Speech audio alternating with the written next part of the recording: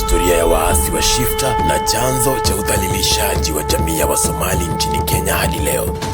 Hili ni simulizi sahihi zaidi la jinsi serikali ya Jomo Kenyatta ilitumia mbinu sawa na zile za mkoloni dhidi ya Maumau kuwaangamiza wanamgambo wa Mashifta waliofikia 2000 kati ya 1963 na 1967. Huu ni ukweli mchungu uliofutwa katika kurasa za Storybook ya uasi wa genge la Mashifta kaskazini mashariki mwa Kenya, na jinsi vita hivyo, licha ya kufanyika baada ya Kenya kupata uhuru, vilifanana sana na vita vya Maumau miaka ya 1950s. Ukweli wa matukio haya umethibitishwa na rekodi nyingi na halisi za historia, ikiwemo maandishi ya kihistoria ya msomi Profesa Daniel Branch, mzungu aliyetafiti historia ya Kenya na Wasomali kwa miaka mingi zaidi. Wazo la Wasomali walioishi Kenya kuhamia nchini Somalia liliibuliwa kwa mara ya kwanza na katibu wa mambo ya nje katika serikali ya Uingereza aliyeitwa Ernest Bevin punde tu baada ya vita vya World War II mwakani 1945. Kufikia 1960, koloni ya kusini ya British Somaliland na ile ya kaskazini ya Italian Somaliland ziliungana na kuanza kujitawala kama jamhuri mpya ya Somalia. Tarajio lao likiwa kuwa hatimaye French Somaliland iliyoishia kuwa Djibouti pia ingeingia katika muungano huo. Kihistoria, Wasomali waliotapakaa katika eneo la jangwani linalofunika maeneo ya Kenya, Somalia, Djibouti na Ethiopia ni watu wenye chimbuko moja na uhusiano wa karibu sana. Watu hao waliishi na ndoto ya kuungana pamoja siku moja chini ya bendera ya taifa huru la Somalia. Baada ya uhuru wa Jamhuri ya Somalia mwaka wa 1960, jamii ya Wasomali walioishi Kenya, ambayo bado ilikuwa koloni ya Uingereza, walianza harakati wakishinikiza kuondoka chini ya utawala wa kikoloni Kenya na kuwa raia wa Somalia mpya. Kuelekea mwisho wa 1960, wakati viongozi wa vyama vya KANU na KADU wakijiandaa kwa uchaguzi wa kwanza mwakani 1961, Wasomali wa kaskazini mwa Kenya na wale wa maeneo ya Lamu wakaunda chama chao. Chama hicho kilijulikana kama Northern Province People's Progressive Party, ama kwa mkato NPPPP. Katika uchaguzi uliofanyika Februari wakati Jomo Kenyatta bado yupo jela Kapenguria mwaka wa 1961, NPPPP ilipata ushindi mkubwa na kuibuka kama chama maarufu zaidi kati ya Wasomali wa Kenya. Licha ya ushindi, siasa za chama cha KANU chini ya Kenyatta na Jaramogi Odinga na kile cha KADU chini ya Mijikenda Ronald Ngala ziliathiri sana matukio yaliyofuata. Baada ya Kenyatta kuachiliwa Oktoba mwaka 1961 na kuwa waziri mkuu mtarajiwa, viongozi wa chama cha NPPPP wakaweka wazi tena kuwa jamii ya Wasomali haikunuia kuwa sehemu ya Kenya mpya.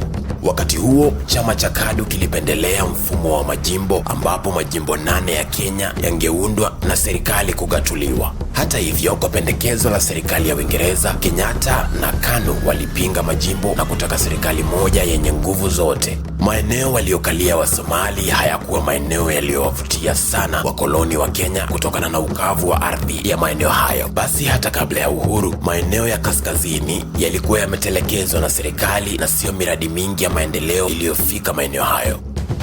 Hivyo si ajabu kuwa serikali ya Uingereza ilikuwa radhi kuwaacha watu hao waingie Jamhuri ya Somalia. Kwa upande mwingine, wanasiasa wa Kenya kama Kenyatta, Odinga, Ngala na Tom Mboya, wote waliotarajia kuchukua serikali baada ya ukoloni kuondoka, waliona hasara kuachilia Wasomali wa kaskazini kwa sababu tutakazojadili hapa mbele. Kufikia mwezi Machi 1962, KANU ambayo ilishinda uchaguzi wa 1961 ilikuwa bado haijachukua uongozi, kwani majadiliano ya Kenya kujitawala yalikuwa yanaendelea katika jumba la Lancaster huko jijini London, Uingereza. Basi wanachama wa Northern Province People's Progressive Party NPPPP wakaandika barua ndefu kwa ofisi ya kikoloni Uingereza mwezi huo wa Machi 1962. Katika barua yao hiyo, walisisitiza kuwa Wasomali waliotawanyika kote Afrika Mashariki ikiwemo Kenya walitaka kuishi chini ya taifa moja la Wasomali wote. Wakati huo, Wasomali walikuwa 1% pekee ya Wakenya wote milioni 8 waliotawaliwa na mkoloni. Hata hivyo, waliishi katika eneo kubwa la jangwani kutokana na desturi yao kama watu wa kuhamahama mara kwa mara kutafuta maji na malisho. Kwa kujibu barua hiyo, serikali ya Uingereza ikatuma jopo maalum kaskazini mwa Kenya na kura ya maoni ikaendeshwa kubaini kama wengi waliunga mkono wa Somali kujiondoa. Kura hiyo ya referendum ilithibitisha kuwa zaidi ya 80% ya Wasomali wa Kenya walitamani kuwa raia wa Somalia haraka iwezekanavyo. Matokeo ya kura ya maoni yakaletwa mbele ya meza ya majadiliano ya uhuru, lakini wanasiasa wa KANU na KADU wakapinga vikali Wasomali kujitenga na Kenya huru. Kwa upande wake, serikali ya kikoloni ilikubali kwamba haingewaachilia Wasomali kama moja ya masharti ya kuhakikisha wakulima makaburu hawangepokonywa shamba zao kubwa kubwa na serikali ya Kenyatta baada ya KANU kuchukua serikali. Kufikia hapo, serikali ya Jamhuri mpya ya Somalia ilikuwa nayo inamezea mate sana sehemu ya ardhi ambayo wangepata iwapo Wasomali wangejitenga na Kenya. Basi chama cha NPPPP na serikali ya Somalia ndiyo makundi yaliyoghadhabishwa zaidi na uamuzi wa viongozi wa KANU wa Kenya ingebakia kama ilivyo. Katika kongamano la muungano wa Organization of Africa Union OAU mwaka 1963, Jaramogi Odinga alisema kuwa Kenya haingepeana hata futi moja ya ardhi yake kwa Somalia.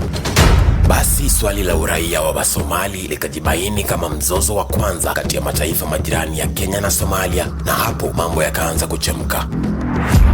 Moja ya sababu zilizotolewa ilikuwa kuwa mafuta ya petroli na gesi zilikuwa zimegunduliwa jangwani walikoishi Wasomali, na Kenya haingebahatisha kwa kuipa Somalia utajiri huo. Sababu hii ilikataliwa na mkoloni aliyewahi kusimamia wilaya hiyo ya kaskazini aliyeitwa Lord Lytton, ambaye aliishia kusema kuwa mzozo huo au kuhusu mafuta yoyote. Sababu iliyoonekana kukausha mioyo ya Kenyatta na wenzake serikalini ilikuwa uoga kuwa maeneo zaidi yangetaka kujiondoa chini ya mwavuli wa Kenya huru. Baada ya uhuru kuanzia kuja Afrika, muungano upya wa Organization of Africa Union OAU ulishauri dhidi ya mipaka iliyowekwa na wakoloni kubadilishwa baada ya mataifa mapya kuundwa. Kenyatta na KANU waliogopa kuwa kanda la Rift Valley ambalo linabeba utajiri mkubwa wa Kenya lingetaka kujitenga kuwa taifa huru baada ya Wasomali.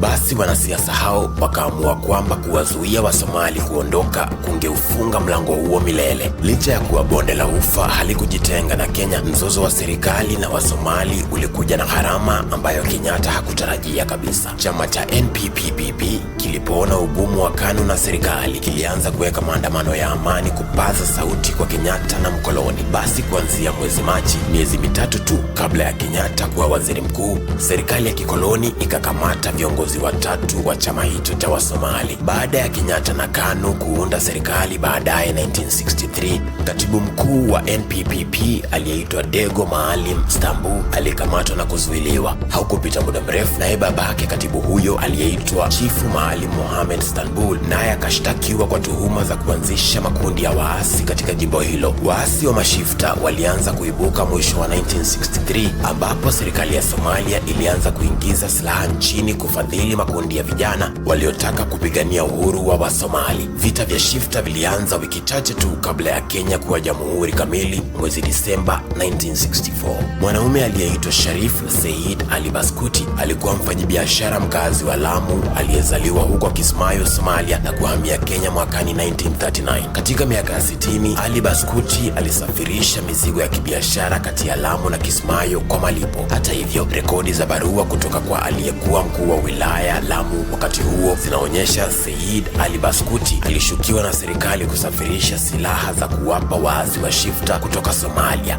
Zaidi, mkuu huyo wa wilaya DC aliamini eti Ali Baskuti alihusika kuanzisha genge hilo la waasi kwa kuwatumia majina ya maafisa wa serikali wa kanda hilo la kaskazini mwa pwani wawashambulie. Mwishowe alipendekeza Said Ali Baskuti afurushwe Kenya na kurejeshwa Somalia alikotoka. Kufikia 1964, ilikuwa sio siri tena kuwa serikali ya Somalia chini ya waziri mkuu Abdirashid Ali Shermake ilituma silaha na pesa kwa waasi wa Kisomali Kenya kufadhili juhudi za kujitenga. Uhusiano wa Somalia huru na wanakomunisti wa Soviet Union almaarufu USSR ulimaanisha silaha za kutoka Urusi ziliendelea kufikia Mashifta kutoka Somalia kwa usaidizi wa watu kama Said Ali Baskuti. Shambulizi ambalo liliashiria mwanzo rasmi wa vita vya Shifta lilitokea usiku wa tarehe 10 Februari 1964. Usiku huo kundi la Mashifta lilivamia kituo cha polisi cha Garbatula na kuanza kupiga marisasi ghafla. Maafisa wa polisi waliokuwepo wameshika doria nao wakarudisha moto katika tukio lililoendelea kwa takriban saa moja.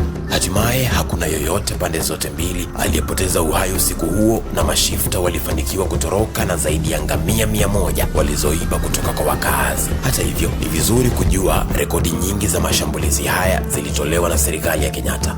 Mapigano za Shifta ziliendelea kuchukua mikondo ya mashambulizi madogo madogo kama haya, lakini mara nyingi wapo waliouawa na kujeruhiwa vibaya kutoka kwa pande zote mbili. Kutokana na uwezo wa Mashifta kujificha kila waliposhambulia, pamoja na mtazamo mchungu wa Wasomali kwa serikali ya mzee Jomo Kenyatta, vita vya Shifta vilijikokota kwa miaka 4 hadi 1967. Hii ni licha ya Kenyatta kuwa na usaidizi mkubwa kutoka Uingereza. Kisichosemwa na rekodi rasmi kuhusu vita vya Shifta ni kuwa serikali ya Kenyatta ilitekeleza mauaji na ukiukaji wa haki za kibinadamu dhidi ya Wasomali kwa kimo sawa na waliofanyiwa Wakikuyu, Waembu na Wameru na mkoloni wakati wa Maumau kuanzia 1952. Ripoti za makundi ya kidini na ushahidi wa Wasomali wenyewe ulifichua kuwa kufikia mwisho wake, vita vya Shifta viliacha washukiwa kama 2000 hivi wameuawa na serikali. Wengi waliteswa na kubakwa kabla ya kuuawa, na kidole cha lawama kinanyoshewa maafisa wa Kenyatta, ikiwemo majeshi na wale wa kitengo spesheli cha polisi cha General Service Unit GSU.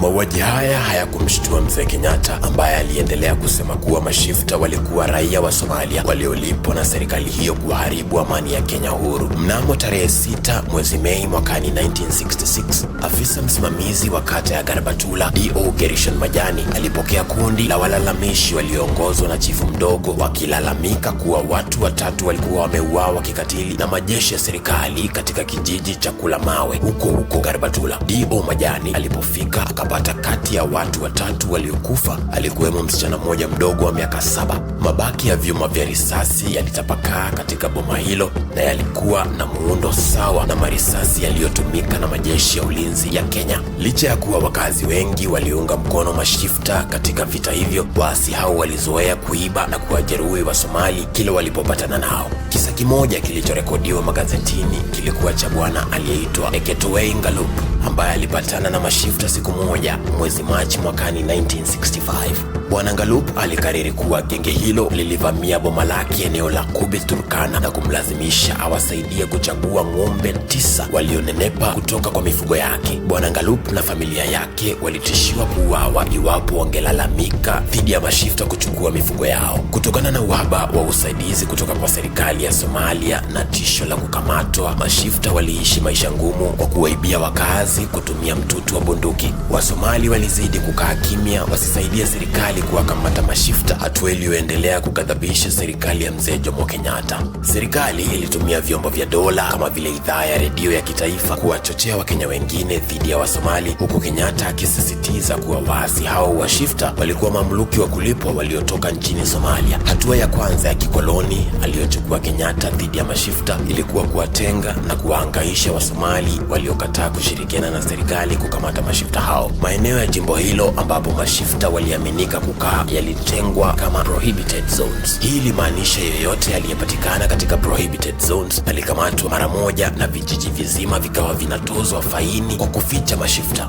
Maji yalipozidi unga, Wasomali ambao kimila hawakai kwa vijiji vya milele walilazimishwa kuhamia kwa vijiji maalum vilivyokuwa kama reserves walikoishi Wakikuyu wakati wa Maumau chini ya state of emergency. Licha ya malalamishi, serikali ilisema hatua hii ingewezesha jamii hiyo kuondokea maisha ya kutangatanga ili familia hizo ziweze kupata hospitali, shule na manufaa mengine ya kuishi vijijini. Hata hivyo, ukweli mtupu ulikuwa kwamba serikali ilitaka mbinu za kumaliza kabisa magenge ya Shifta kaskazini na mashariki mwa Kenya. Wasomali wengi waliishia kutorokea mpakani kuingia Somalia kuondokea maisha hayo ya vijiji vya lazima. Serikali ya Uingereza iliendelea kusaidia Kenyatta na KANU katika vita dhidi ya Mashifta wa Kisomali kwa kutoa silaha, fedha na hata mafunzo kwa maafisa wa serikali katika operesheni hiyo ya miaka 4. Kuanzia 1966, Kenyatta aliteua wasimamizi waliohusika kupigana na Maumau ili waendeshe vita vya Mashifta. Mfano ni John Mburu aliyeteuliwa kamishna wa jimbo la North Eastern